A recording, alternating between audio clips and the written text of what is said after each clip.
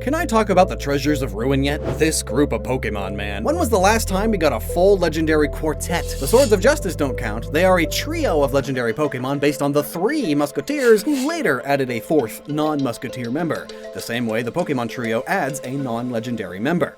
Keldeo is a mythical Pokemon. It's different. The Forces of Nature trio also don't count because it was a trio at first, and 3 generations later, it was made into a quartet. Actually, no, it was a duo until Black and White got sequels. But actually, what if I told you there's a specific reason they made sure to turn them into a quartet in Legends Arceus, and that reason was Scarlet and Violet being the games coming out next with the Treasures of Ruin.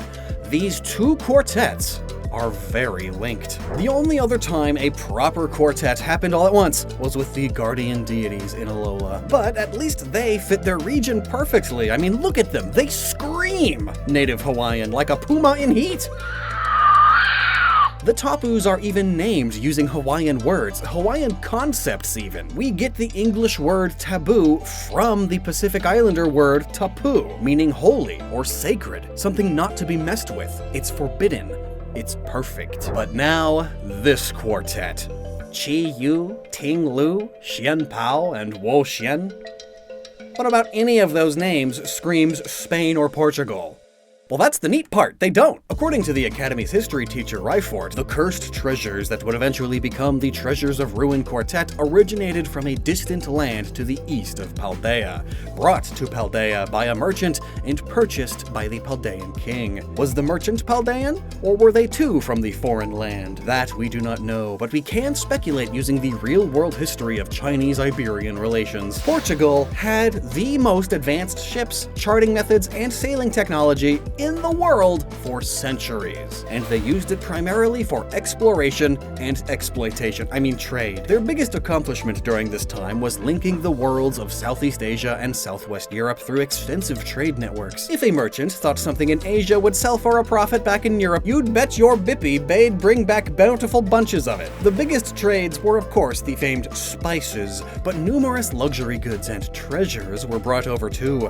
Gold, silk, jade, porcelain. And because back then, made in China meant the opposite, they also brought back many statues, artifacts, furniture, tools, art, and more. It was the other side of the world with a completely different culture. This fascinated people, nobles and royals especially, who began building collections of treasures from the Far East, mostly China. A lot of these items were not unheard of in the West though, of course. They were just now more abundantly available, as up until the early 1500s, most Asian goods made their way west through the Silk Road, Middle Eastern merchant caravans which traversed the hottest of deserts and the highest of mountains to slowly trade from the backs of camels. But now boats were fast and big, and you can fit a lot more stuff in a ship than on the back of a camel. Heck, you can fit a bunch of camels on them with stuff on their backs. So even though these ships had to go all the way around Africa because the Suez Canal wasn't built until the 1850s, the sheer volume of goods brought back more than made up for it. And of course, exotic animals found themselves being traded too. In fact, Portugal tried to colonize Madagascar to make a stopping port for their ships, and in the process discovered lemurs and aye-ayes. The Portuguese royal family loved them and ordered dozens for their menageries,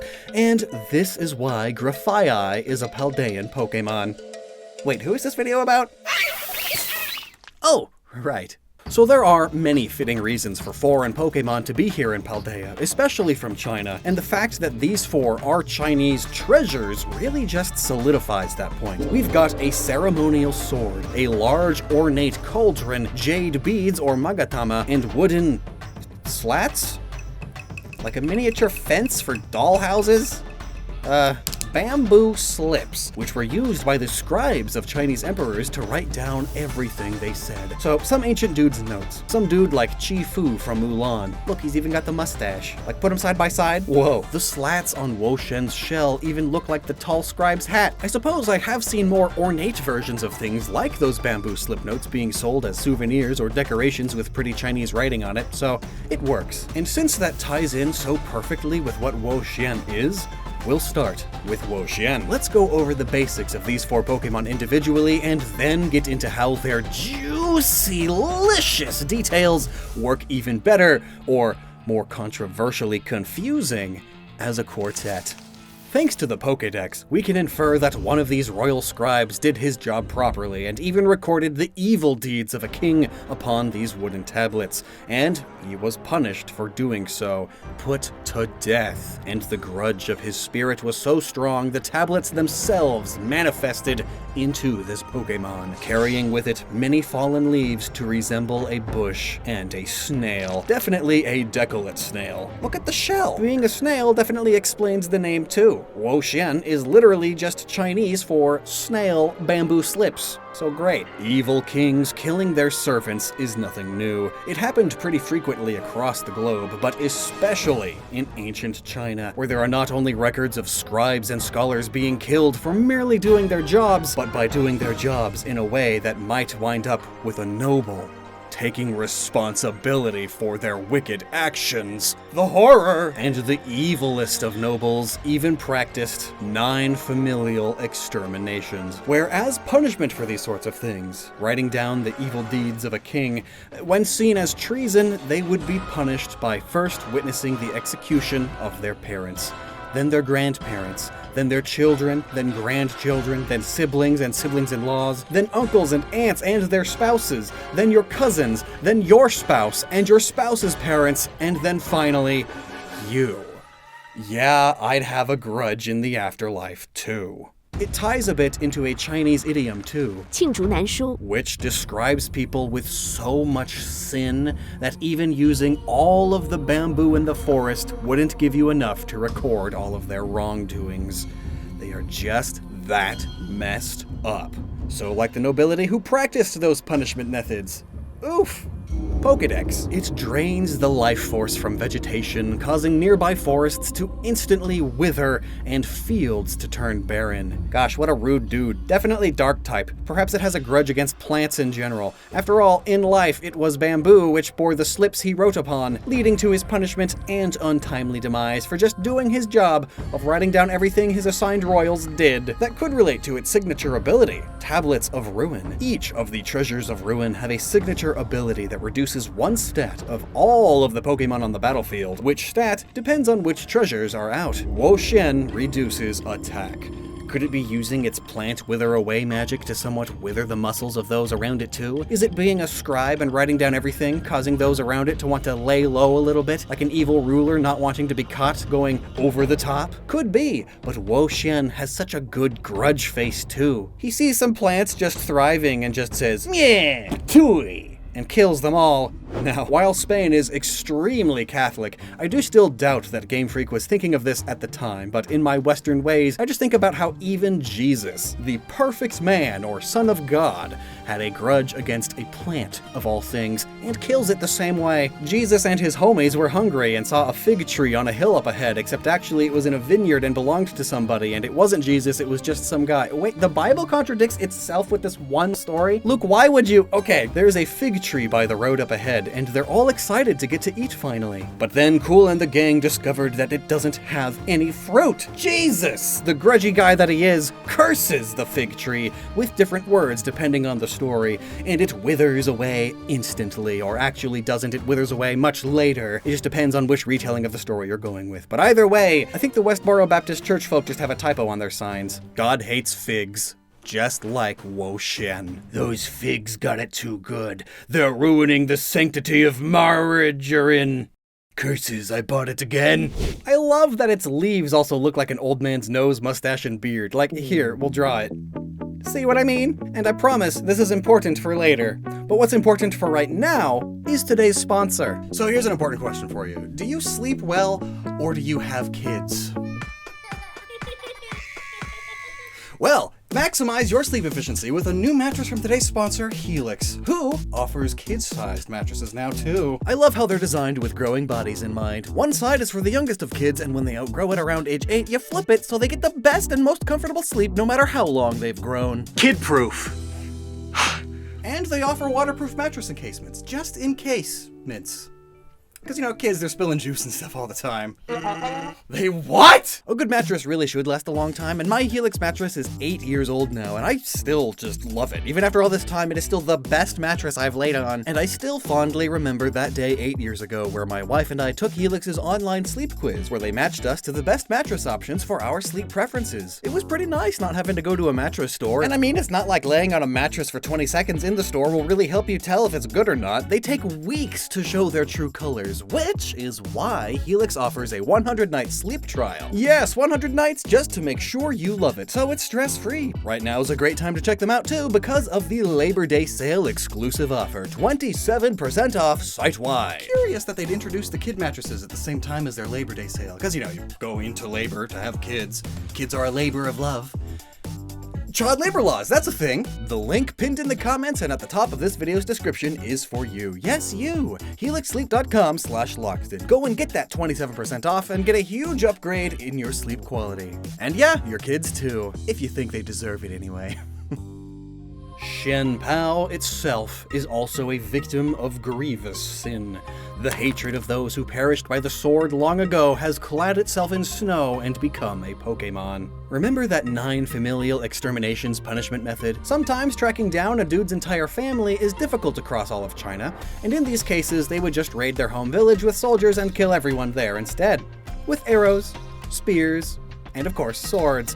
By the sword is often said to just mean with weapons. But yeah, I hate people that do that too. I don't blame you, Chien-Pao, even though your name is literally just Chinese for sword leopard, but it's cool that you have a bit of military theming there, seeing as the Qing dynasty used Fu in the shape of a long-bodied tiger as a tally to authorize imperial troop movements. Plus, I really like the detail that the sword is snapped in half inside you. Because of the icicles, you'd think both sword teeth end in a sharp tip, but nope, that's the hilt. It just has an icicle on it so it stays sharp and pointy. I also really enjoy how this makes it a literal saber-toothed tiger, except it's a snow leopard, who's literally made of snow. Not only are snow leopards native to the Himalayas, which are partially in China, but they also have exceptionally thick and long tails, just like Chien-Pao. Like, look at these tails, they're huge! In some cases, they're longer than the rest of the body, and I'm sure you know why. The Himalayas are a perilous place to call home. One slip and it's all over. So these extra large tails are used to help them keep balance, with even more efficiency than big cats do already. And despite being big and powerful predators, they are still cats. They do fun, silly cat things. Hence the Pokédex stating, this Pokémon can control 100 tons of fallen snow. It plays around innocently by leaping in and out of avalanches it has caused. Aw, kitty. But actually, we could specify animals further. Snow leopards are just the most fitting still living cats. But back in the Ice Age, there were Denictus and Hoplophonius, whose name literally means murder weapon.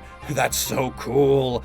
Both their bodies are longer and more uniform like Chien-Pao's, so just slap on a thick snow leopard tail and perfect. Chien-Pao's signature ability, Sword of Ruin, reduces the defense stat of all of the Pokemon around it. This one's pretty straightforward. You attack a wooden shield with a sword, now the shield has a big gash in it or a chunk cut off. It's now less effective. Or for a less literal approach, icy winds are often described as sharp. Perhaps in trying to keep yourself warm and protected from the snow, you're a bit less protected from the claws. Or heck, even just being busy shivering and moving a bit slower means you'll have a harder time blocking, and your skin is more sensitive to scrapes. Rude, Chien-Pao. What happened to your kitty-like innocence? Oh, really? Oh gosh, that's messed up, dude.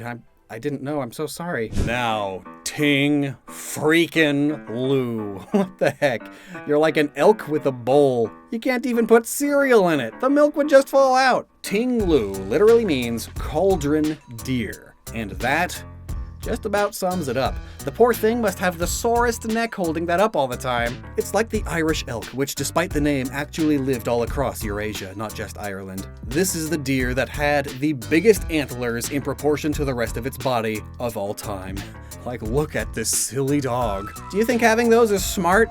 Your poor bones! Male deer have fragile skeletons during the antler season because their body literally turns their skeleton into antler, leaving the bones brittle. Anything for the ladies though, I guess. Potentially more likely, Ting-Lu could be primarily based on the Xiang, a large deer that is native to China and has the unique property of it growing these almost bowl-shaped antlers that break into a set of 4 with smaller additional branches. Ting-Lu's antlers have got this, like, crossing, non-symmetrical look to them, which is exactly what these beer do. It's just a mess. It slowly brings its exceedingly heavy head down upon the ground, splitting the earth open with huge fissures that run over 160 feet deep.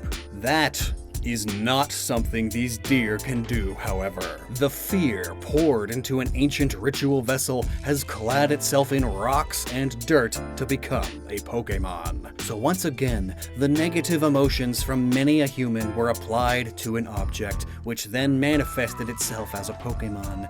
But when I think fear, I don't think deer, no matter how well they rhyme. Though maybe it's not manifesting itself as something to fear, but rather something seen as full of fear. Like a deer hears a twig snap in the distance and they scatter, fearing for their very lives! But you charge at one with the car and they just watch you? Perhaps because they were paralyzed with fear? Fear likely has to do with its signature ability, Vessel of Ruin 2, which reduces the special attack of all other Pokemon on the battlefield. The fear from its bowl is leaking out through the cracks and getting into them. Special stats are more focus-based when you really get into it. Like, long story short, it's why the move Amnesia raises special defense by 2 stages. Like, why would forgetting something make special defense better? Oh, because you forgot about what happened earlier in the battle, or about some long-lost lover, so your thoughts are now more focused on the now. Right in front of you. The battle. Rather than the past. Perhaps it's like BBC's Sherlock choosing not to retain unimportant info, like the fact that the Earth revolves around the sun, so he has more brain power for consulting detective stuff. And special attack/defense are basically brain power, right? So in the case of Vessel of Ruin, there's just a tinge of fear creeping into the backs of the minds of all the Pokemon around it. That little tint of fear is enough to slightly distract you, to slightly question what you are doing attacking this vaguely scary-looking deer. Maybe I should consider the consequences of attacking it. It's making me kinda nervous. Thus, reduced special attack. But why a fancy cauldron of all things? Well, because ornate cauldrons like this were symbols of the authority Chinese imperials had over the people. Perhaps in this case, the fear of the severe punishments the imperials would give their peasants is constantly weighing on their minds. So it's a heavy cauldron on Ting-Lu's head. Yeah, I said what I said. This also conveniently gives it a stance much akin to the many ancient Viraco statues throughout Iberia, which depict large ungulates. And bonus fact, one ancient culture known simply as the Deer Stones culture lived just north of China and had many depictions of deer with huge antlers on stones. Who'd have thunk it? But actually, that lines up nicely with where those Irish elk were. So sweet! It's like we've come full circle or something. Neat. But not as neat as Chi-Yu, who's definitely my favorite of the 4, even though its name is just jade carp in Chinese, carp being what were domesticated into goldfish and koi. And by we, I of course mean the Chinese 2,000 years ago. But to this day, many of the more ornate breeds of koi and goldfish originate there. Chi-Yu mostly resembles black moor and telescope goldfish, or even lionchu and orandas. But considering Chi-Yu's very flowy fins, I think the fish it most closely resembles is the butterfly telescope goldfish. Look at these beautiful creatures. But no matter the specifics, these are all goldfish with puffy bits around their eyes. Now think of the practice of keeping a goldfish in a glass bowl. Don't do that, it's terrible for them. But the practice came to Europe from China, likely through Portugal. So that's cool. Unlike it is very hot. It controls flames burning at over 5,400 degrees Fahrenheit. It casually swims through the sea of lava it creates by melting rock and sand. Firefish. Its signature ability, Beads of Ruin, reduces the special defense of all the Pokemon around it. I mean, it's this brightly burning, floating fire fish. That's scary. But also, the special stats are not just mental. They are hella mental. Do you get what I did there? That's why, before the physical special split, the types like fire, water, electric, psychic, and ice were all special types. So of course, the wicked heat emanating from this flaming fish is going to heat up everyone around it. It would definitely wither down some elemental defenses, or, at the very least, leave you so hot and sweaty it's difficult to think. Now, let's talk about those jade beads. They are magatama, ancient treasures from Japan's Yomon period, but still used today. While the common ones were made of stone, wood, or clay, more precious ones were made of jade and other precious stones. They typically adorned necklaces and were used to invoke spiritual power or life energy, or your chi, you. In fact, the shape is theorized to have been inspired by fetuses, souls, and the moon, all of which are connected in ancient Japanese mythology. And in media today, magatama are used in all sorts of Japanese video games and anime as a shorthand for powerful spiritual artifact. And well, here it is again. It's also in the shape of the yin and yang, which are sometimes shown as two koi fish orbiting each other, much like the beads on Chi-Yu. This is some really good design.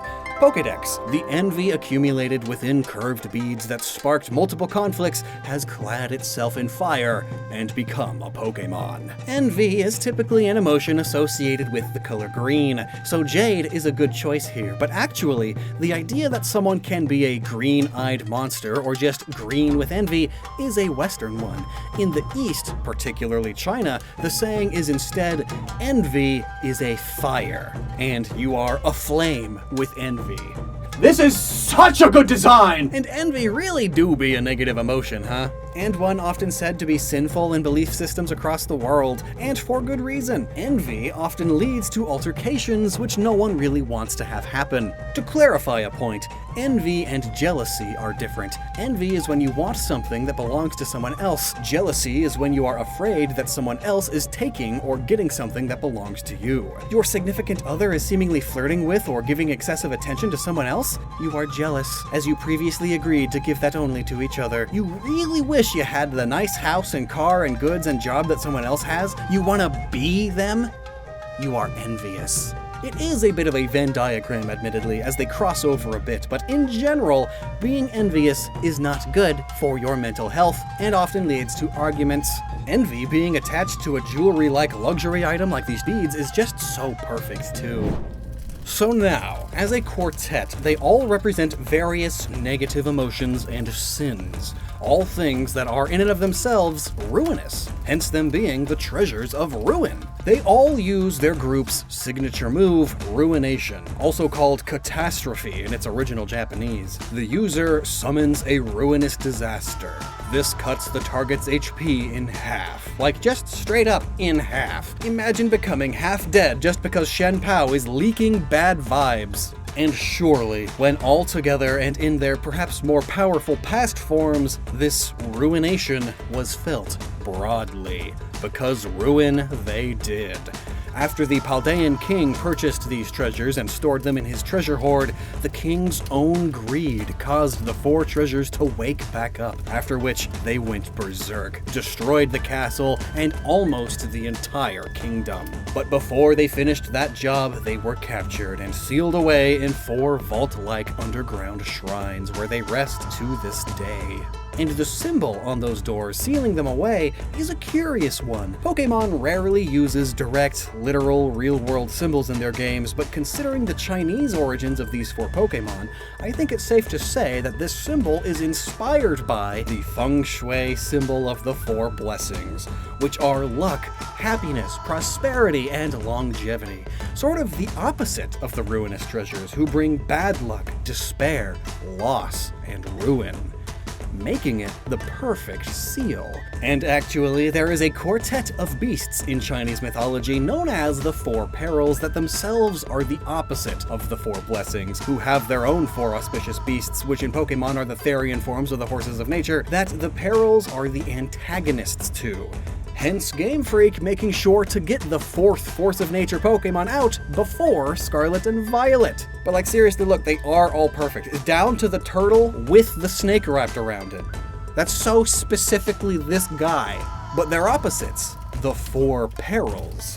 They mostly, kind of, sort of, maybe line up with the Ruinous Quartet, but Game Freak clearly used their imagination when Pokemonifying them. You'll see what I mean. So this is Hundun, an orange faceless thing with 6 limbs and 4 wings. That lines up well with the 4 big tail fins on Chi-Yu, who is similarly orange, and who is mostly the butterfly telescope goldfish, remember, who gets the butterfly in its name from the fact that its tail fins already resemble butterfly wings. Hundun represents chaos, which its very presence unleashes, and yet Hundun is completely indifferent to it. Chaos is like a large, windy wildfire, which Hundun is sometimes depicted as starting, as it has an association with fire, and water too, actually. So Chi-Yu being a fire fish is really, again, totally perfect design, this fish. And Hundun's total indifference to the chaos it causes is like Chi-Yu just chilling in the lava of its own creation. Like it's no big deal that it just melted the ground or the whole village is burning because Chi-Yu decided to visit. It just doesn't care about the ruination its presence has wrought. In this context, Ting-Lu is also kind of fun. It lines up with Taotie, who, in many classic depictions, is more tiger-like, but then again, all 3 of the others are more tiger-like, but at least there's ram horns on this guy. And rams are ungulates like deer. But get this, Taotie is specifically a gluttonous beast that wants to eat you, as it is man-eating. That's typically something that induces more fear than just your typical monster, no? A man-eating monster? It's not just gonna kill you, it's gonna slowly tear you apart and eat you alive like this bear to this salmon. And then there will be nothing left for your family to bury. Conveniently, you do eat from bowls and make soup in cauldrons, but no, that's not the main connection. Rather, Taotie is most often depicted as a bronze bowl or cauldron itself, often with its prominent eyes and swirly horns or antlers above. It has a rather odd form that changes pretty dramatically though. I mean, look at these modern depictions. What a weirdo. These widely different depictions are because of what it did in its story. It is said that it originally had a sheep-like body before it got so hungry it ate itself, leaving behind a more spirity, monstrous body. I guess that explains why Shin Megami went and just made it a whole sheep thing, and I suppose a man-eating sheep that ate itself and became a tiger ram demon could be seen as a deer. No? No? Well, Game Freak certainly got creative and toned it down a bit, but the ever-important bronze cauldron is the most prominent and important feature. So that's all good. Now, Chien-Pao is seemingly the easiest, as 3 of the 4 beasts are all at least partially tiger in at least some depictions, with big teeth, tusks, and or horns. And actually, there is quite a bit of overlap with the perils. I mean, like, Tao Wu and Taotie are even each sometimes depicted with a human head over their tiger or boar mouth. In all likelihood, they are just from stories passed down from the ancient Chinese who had mostly the same fears. Abundantly hungry wild tigers are pretty scary. But anyway, Tao Wu now is a large, often blue, saber-toothed or tusked cat with an exceptionally long tail, much like the snow leopards, remember? In fact, there is even a genus of extinct saber-toothed cats named after Tao Wu, the Tao Wu Liwi. So you'd think, oh yes, that's all just like Chien-Pao. It's a saber-toothed cat with an exceptionally long tail and blue accents. But it's complicated. Tao Wu, in most depictions, especially the older ones, also has a human head above its tiger mouth. Some depictions of it, like in Shin Megami Tensei again, lean into that human head aspect further because that would help it with the duties it is said to do. What are those duties, you ask? Well, it is a scribe who writes down the evil deeds of powerful people. Which is literally what Wo-Chien does.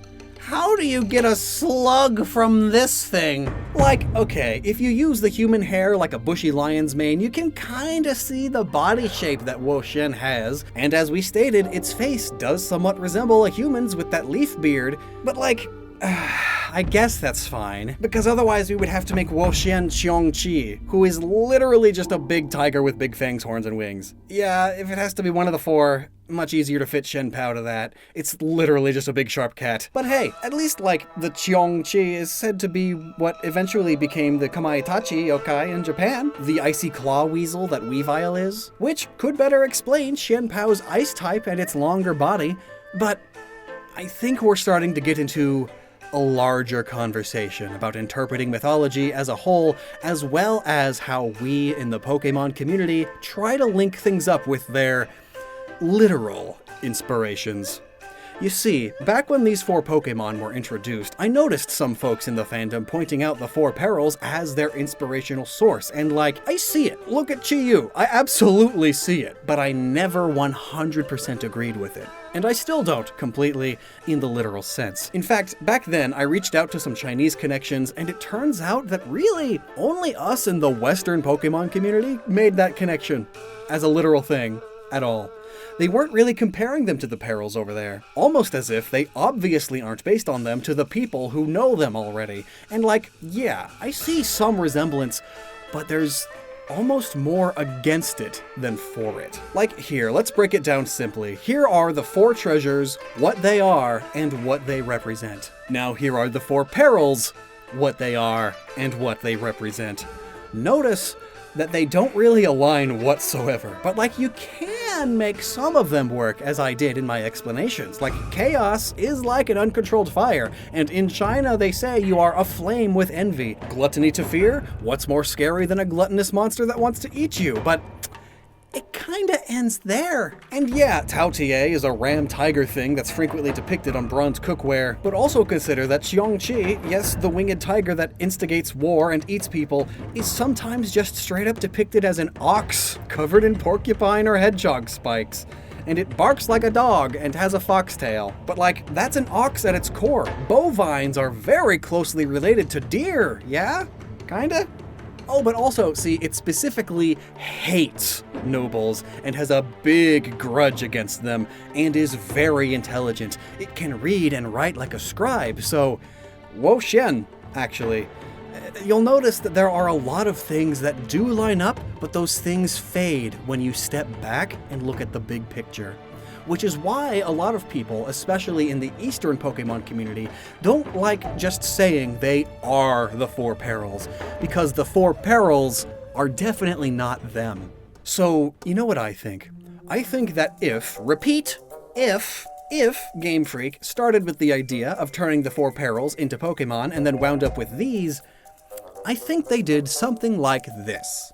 First, they wrote down everything that the 4 Perils are on a whiteboard. Let's see. 3 of them are tigers. Let's reduce that to just 1. Let's also limit the human-like faces to 1. We gotta differentiate our 4 Pokemon to be special, unique, and not similar at all. Understood. And all these extra horns and fangs and antlers. Let's just make 1 something with horns or antlers and give the tiger some big teeth like those cats from the Ice Age movies. Oh, and this innocent as a child thing with the fiery blob, let's move that over to the tiger and make it cute. Of course. And this Tao Wu literally translates to block stump, huh? Like a tree stump? We'll make it grass type. And since this Xiongqi is also intelligent and has that grudge against nobles, let's just move that over to Tao Wu since it's a scribe already anyway. It will have its human-y head up on top since humans are smart and, unlike animals, can be scribes. Hey, that's kinda like what you're doing right now for me, ain't ya? Yeah. Well, we'll keep Xiongqi as the deviously innocent-seeming, sharp and porcupine-spiny icicle tiger. Where did the icicles come from, sir? And wait, but Tao Wu has real saber-toothed tigers named after it. It should probably be the one to stay as the tiger. The icicle came from the water relation that Hundun has. Water and fire? Nah, we'll move that water over and freeze it so it's like icicle porcupine spines. And Tao Tie, gluttony and greed. Let's put that greed on Hundun and turn it into envy. Those are close enough, right? The greedy are envious of the belongings of others after all. I suppose so. Tao Wu is that Star Wars slug now. What? And so on and so forth. You get it. Game Freak probably wanted the 4 of them to all be as unique as possible, little to no overlap, so they rearranged the attributes of the 4 Perils and applied them to some different animals. Yes, and by doing so, nobody can say that we're out of ideas or just took the 4 Perils and made Pokemon out of them. See? We're creative and unique still. What are you talking about? And to whom? I could have sworn there was an overweight American man with huge hair there a moment ago. We'll make the gluttonous one a deer with a huge bronze bowl for antlers on top of its head like that man's hair! It will also be the heaviest one. Hundun is now a fish. It's definitely a different take on Pokemon design, and one that I think I really like. Their own unique spin on concepts inspired by a group of mythical beasts, rather than just those mythical animals themselves, and that's kinda it. Like, they could have just simplified and differentiated the beasts a bit more, like what Inuyasha or Shaman King did with them. That would have been perfectly acceptable, and nobody would have batted an eye. But instead, they incorporated other Chinese and even some Iberian elements and animals, and put their own spin on it from there. I would definitely say the Treasures of Ruin are inspired by the Four Perils, but I would not exactly say that the Treasures of Ruin are based on the Four Perils. You know what I mean? Inspired, but not based. You picking up what I'm laying down? Good, because I think I'm done talking about that aspect of them. Now I just gotta solidify that link with the Landorus's.